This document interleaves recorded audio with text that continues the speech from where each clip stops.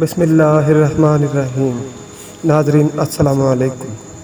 ناظرین، آپ کو آپ کے اپنے یوٹیوب چینل وزڈم ورڈز یعنی حکمت کی باتوں میں خوش آمدید کہتے ہیں اور آج کے قصے کا آغاز کرتے ہیں۔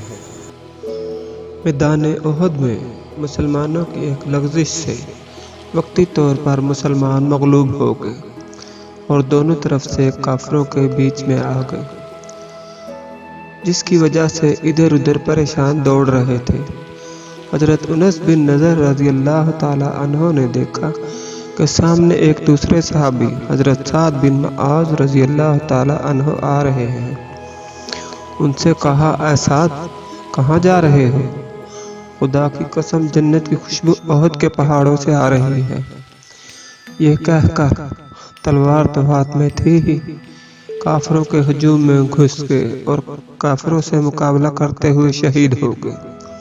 شہادت کے بعد ان کے جسم کو دیکھا گیا تو چھلنی ہو گیا تھا۔ 80 سے زیادہ زخم تیر اور تلوار کے بدن پر تھے۔ اس کے ساتھ ہی ناظرین ہمیں اجازت دیجیے اور ہمارے چینل کو لائک کیجیے، شیئر کیجیے، سبسکرائب کیجیے اور کمنٹ سیکشن میں اپنی رائے کا اظہار ضرور کیجیے۔ اللہ حافظ۔